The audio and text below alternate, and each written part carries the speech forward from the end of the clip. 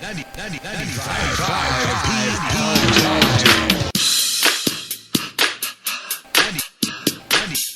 best of ACS. The story, Chris. We'll play it for you. Friends of 34-year-old Jeffrey Gregorian say that they wanted to share his story because he was the type of guy you'd never expect could die from an illness like this.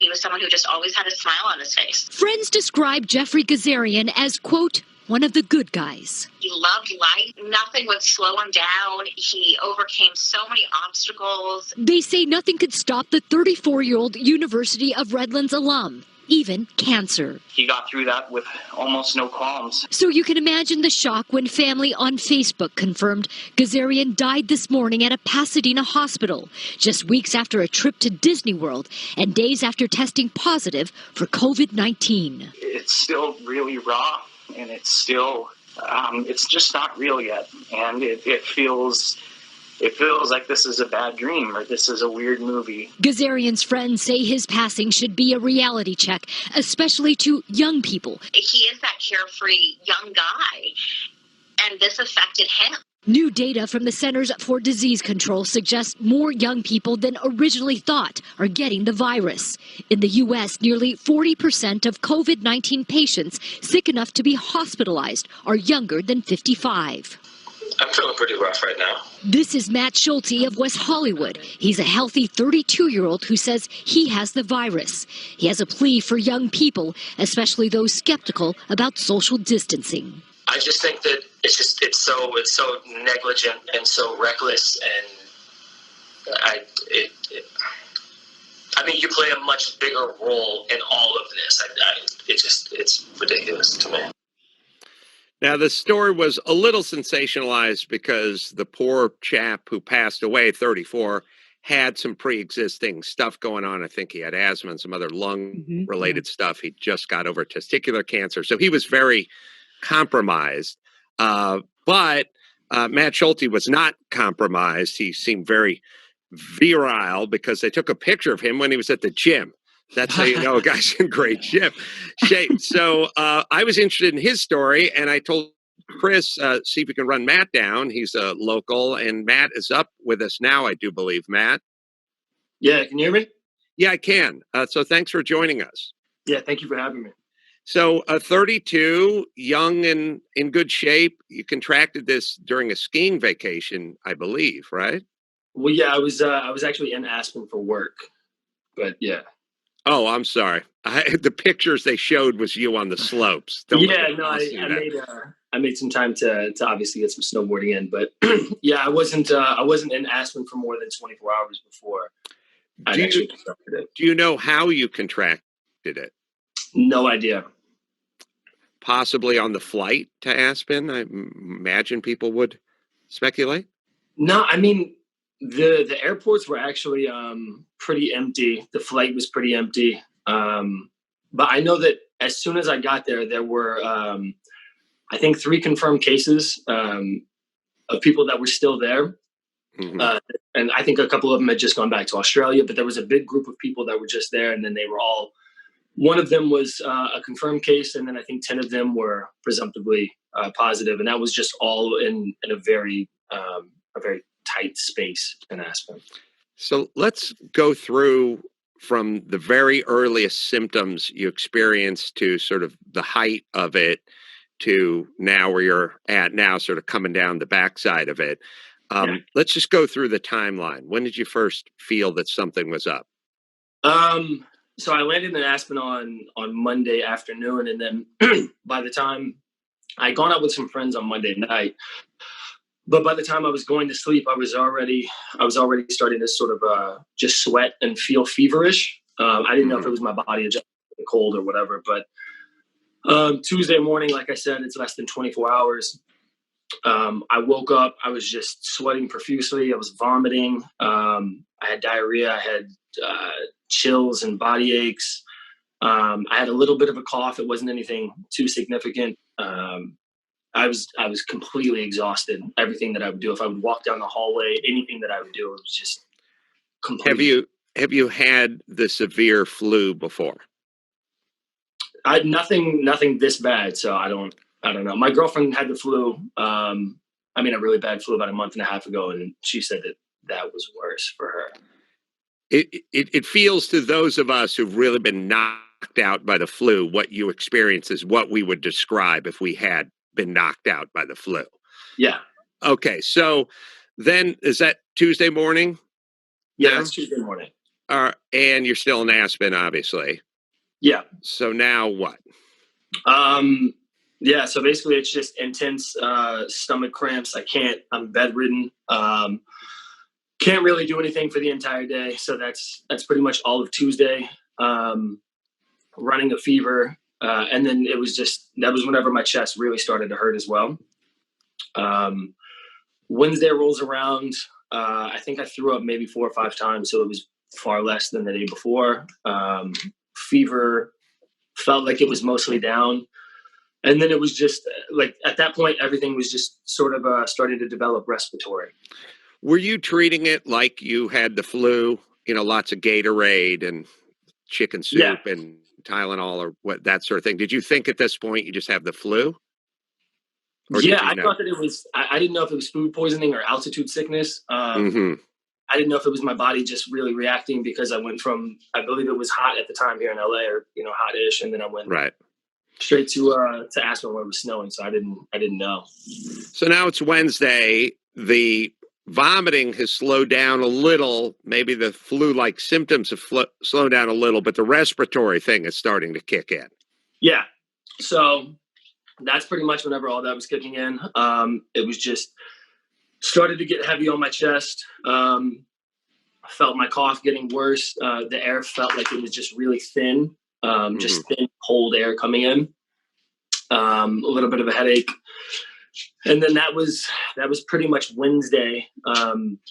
Thursday, I felt decent enough to go up on the mountain. I was still nauseous throughout the day, but you skied. What a hero! That's a hero. Life. Well, I was kind of forced to. I went on the trip with my girlfriend, so I felt like the repercussions of that were going to be worse.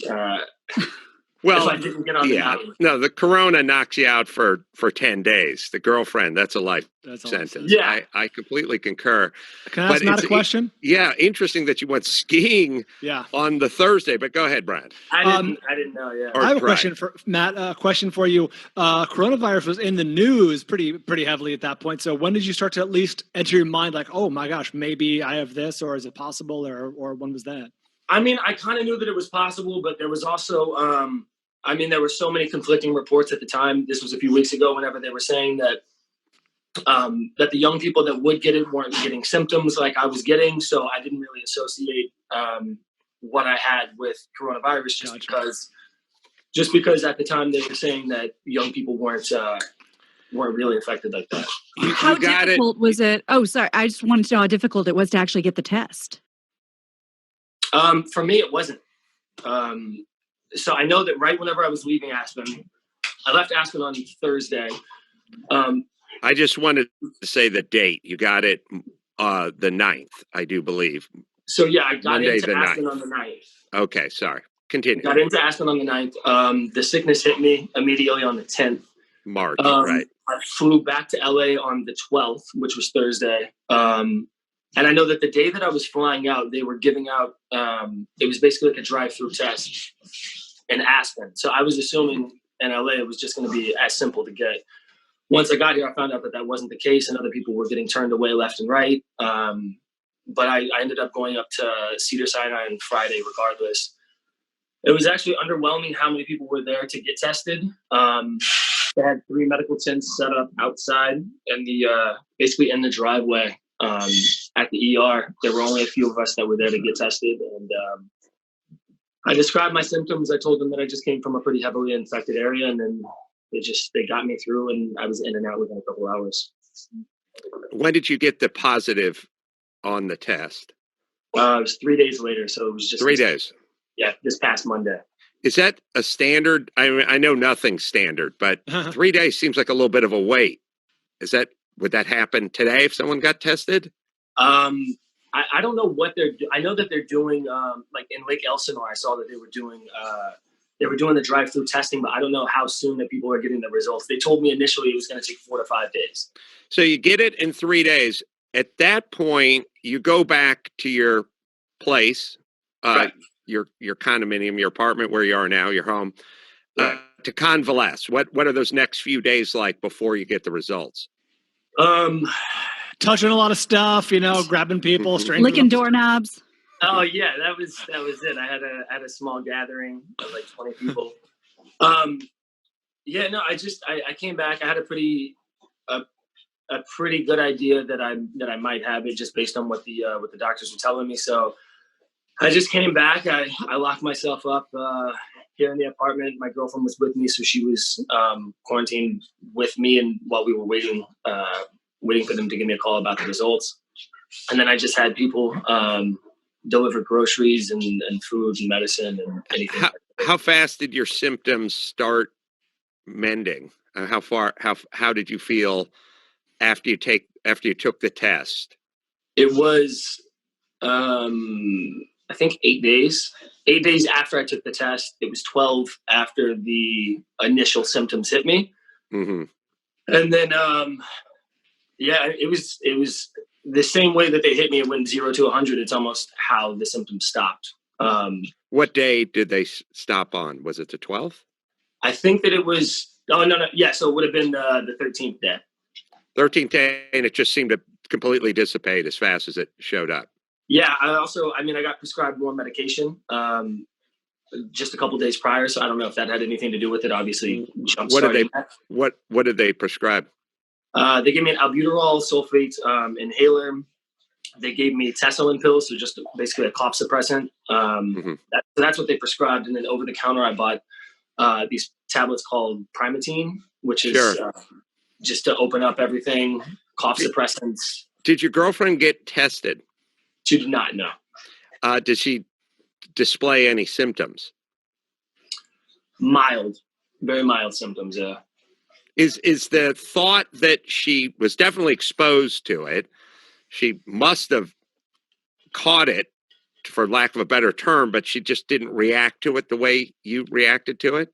Yeah, I would think that would be the case 100%. If there was an incubation period, if for whatever reason I got it in LA and taken it with me to Aspen, then she would have been there that entire time. And then obviously she was with me the entire time in Aspen, and then we came back and quarantined together. So what do we, and you would call yourself 32 and healthy and in good shape with no pre-existing medical conditions. Yeah. So you're a good example of how it might manifest itself in a young, healthy person that didn't have any pre-existing conditions coming in. It is interesting that they say that the men seem to be more affected by it than the women. This might be an interesting case example of that. And then moving forward for you, now that we're at the day number 14 or something with you, or right in there, do they want you to come back and retest? What do they want? I don't know. I actually I've been talking to the Department of Public Health every day and giving them updates on my vitals and sort of my symptoms and everything like that. And now the next time that I talk to them, I'm basically just going to figure out when or what the next move is, because I don't know. I know I'm in here for like at least the next week, but I don't know if they want me to go get retested and then wait 24 hours and do that, or if I'm just waiting weeks. I don't know. It'll be interesting to find out if you're exposed to it again, if you could re-catch it, so to speak, or you built up immunity. Well, yeah, that's what so many people are saying, that whenever you get it, you're supposed to be immune to it. And so I don't know. That was my fear, is that I was going to basically be clear of it.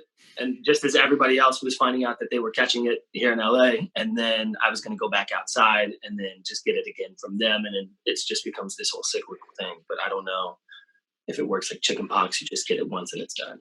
Well, Matt, I hope we can check back with you periodically and check on your progress and use our little canary in the coal mine to see just how this thing plays out. Yeah, I appreciate that.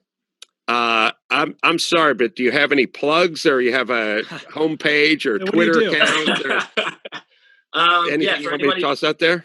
Yeah, I basically outlined all of my symptoms, everything that I've been doing as far as medicine and treatment goes, and just sort of giving day-to-day updates on my Instagram and my Facebook. But if you want to plug my Instagram, it's just at Matt_Schulte. It's SCHULTE. Correct. Yeah. Hey, thanks, Matt. I appreciate you doing this. Yeah, I really appreciate it. I'm a big fan of yours, so thank you for having me. Oh, thank you. It's always an interesting little experiment for us because you reach out to people and you could either have, I know that Carolla, he's a douchebag, or there could be, oh, I know that guy, I'll call into his podcast. It's 50-50 at best. Oh, I know that Carolla a douchebag, or I've never heard of that guy. It's one of those two. Matt got us up to 50-50. Adam, just FYI, I was checking this during the show. They, according to CNN, over the weekend, they put up a headline: FDA authorizes new tests that could detect coronavirus in about 45 minutes. So I think we'll be seeing a lot more of that. Maybe a couple hours instead of a couple days. I'm looking forward to things moving quickly in the positive department because that's the way we roll here in the United States. Whether it's a war or virus, I feel like we're really good when we want. When we're interested. Look, if it's a stretch of highway between where I work and the Burbank airport, that can stretch out for 25 years. But on shit that we want to get done, we can ramp up pretty damn fast. Nobody, That's right. when you really look at wartime kind of stuff in this country, when we want to ramp it up, we can ramp it up. So I'm hopeful for that. The virus, the one we're all talking about, is new, and it causes a disease called Covid-19. Now, most people will only be mildly affected by it, but it can kill. It starts by infecting our upper respiratory tracts, which are the airways from your nose to just above your vocal cords. You may develop a fever as your immune system starts to fight the virus, and a dry cough. That's one where you don't produce any phlegm. The virus can then spread to the lungs, making it harder for people to breathe, and it can cause pneumonia. In the most serious cases, people can die from the coronavirus. This is because the immune system can go into overdrive, and that can lead to organ failure. So we need to do what we can to stop this virus from spreading. As it gets into your body by breathing it in or through your eyes and mouth, the best thing to do is wash your hands regularly and properly for at least 20 seconds. Catch your colds and sneezes in a tissue and avoid touching your face.